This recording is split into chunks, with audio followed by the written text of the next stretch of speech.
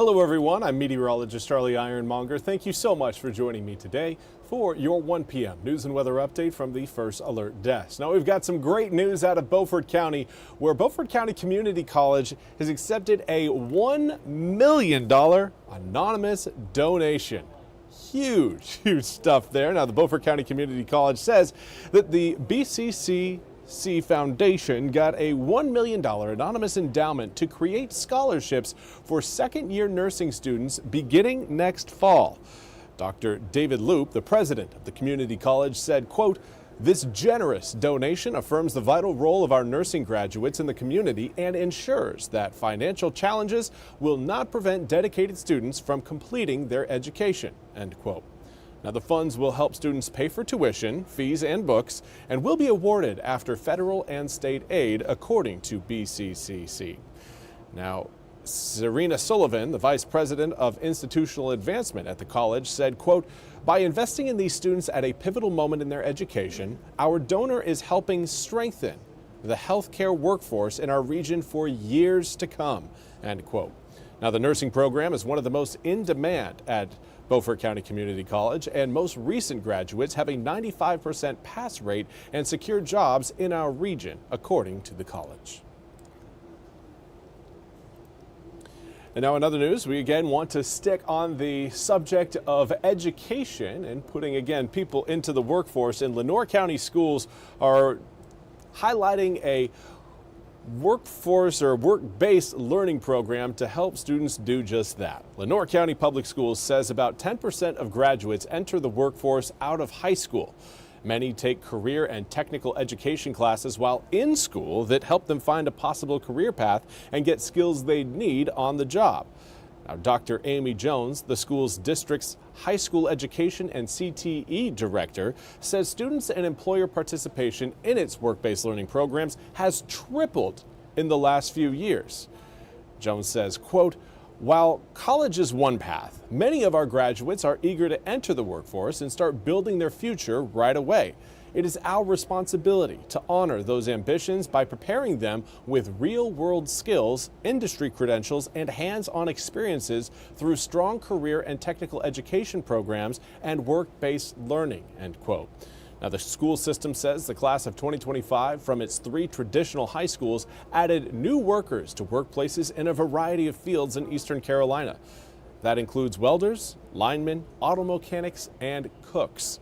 Some key partnerships at LCPS mentions include apprenticeships with Crown, which is a lift truck manufacturer, and internships with the City of Kinston's Public Services Department. The latter grew out of shared interests between the school's system's CTE program and the Public Services Department, according to LCPS. Now, the only intern last fall was Tristan Harrison, who the school system says used his interests and training as an auto mechanic to work in the department's fleet maintenance operation. His hard work led to the expansion of summer internships, and Harrison earned a promise of a permanent job with fleet maintenance once he graduates. Now, Dr. Jones went on to say, quote, "Our community has tremendous career opportunities right here in Lenoir County, and we want to ensure that our graduates are prepared and are ready to tap into them.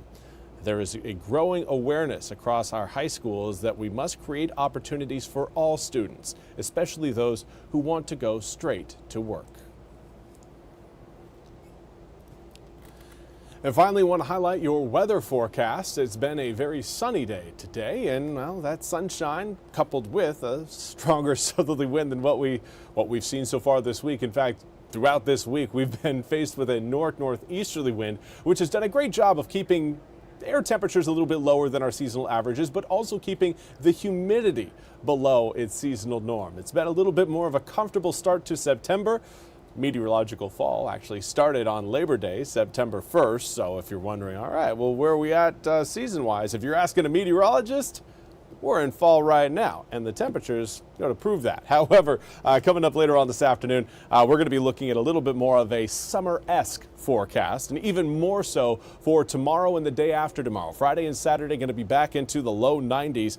Today we'll get into the mid to upper 80s, but sunshine is certainly not something we're having trouble coming by. Maybe a few clouds out there right now over the skies over your house. Right now this is a view through our Washington cam over the Pamlico River. 83 degrees, few patchy clouds out there. Overall, very comfortable conditions because dew point still right now reading in the low 60s. That's going to again gradually change throughout the next 24 hours. It's going to again feel a little bit more like summertime by the time we reach tomorrow, but for now, again, try to enjoy the lower humidity while it's still present for parts of the east. Right now, air temperatures generally in the low to mid 80s across most of the east. Those of you watching closer to the water, though, looking more at the upper 70s, 79 degrees through Manio, Hatteras, as well as Beaufort Oriental right now coming in at 78 degrees. The rest of eastern North Carolina currently at 80 degrees or warmer, but your winds out of the southwest right now 7 to 15 miles an hour continue to build the humidity across eastern North Carolina. And just to prove to you again that we're not just saying that, here's a look at your 24-hour humidity change, the measure in dew points, or the difference in dew points from yesterday to today.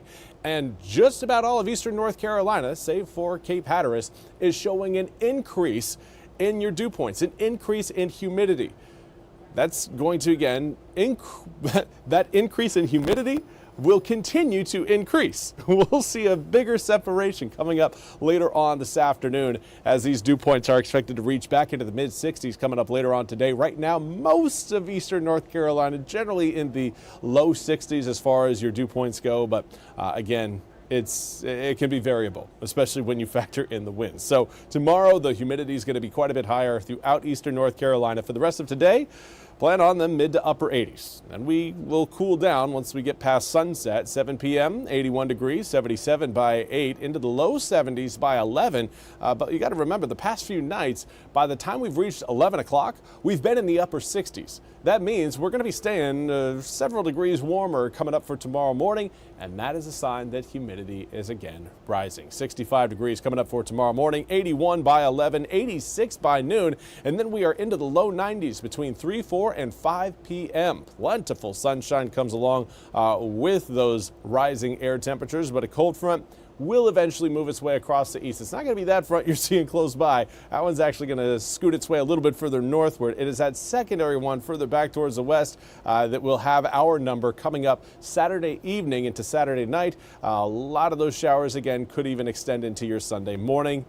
Something to watch for there if you've got any Sunday plans, particularly Sunday morning plans. Now, we also need to highlight this area of concern. Right now, still just a cluster of thunderstorms, but over the next 7 days, this system has a high chance of tropical development, about an 80% chance. So that's certainly something we are going to be tracking in the Weather Center, but not something you need to worry about right now. If we do feel any impacts out of that system that could be named Gabrielle later on, it will likely be about 10 to 15 days from now. So there is certainly going to be some time between now and when that system could potentially impact us. It's a chance, but right now those chances really aren't looking all that high. 92 degrees on Saturday, turns to 82 on Sunday, 78 on Monday. So again, you note that cold front will be packing a bit of a punch. As far as your rain showers go, more and more of those rain showers now look like they're going to be coming in more so early Sunday morning than, say, late Saturday. So if you're heading to the ECU game, things are actually looking pretty good for you. You might want to pack a light jacket just in case, but I would, if it were me going to the game, I wouldn't bring a jacket. I'd roll those dice and say, you know what, here we go, Pirate football. We're going a t-shirt. It's September, early September. Let's brave it. Let's brave it. 92 degrees on Saturday, though, will again cool down. Overnight lows drop as well, indicating a fall in humidity that will make next week far more comfortable than what we're going to be experiencing coming up on Friday and Saturday. Well, that's all we have time for today's 1 p.m. news and weather update from the First Alert Desk. I want to thank you all so much for joining me. We'll be back with more news and weather coming up at the top of the hour. Until then, I hope you all have a fantastic day.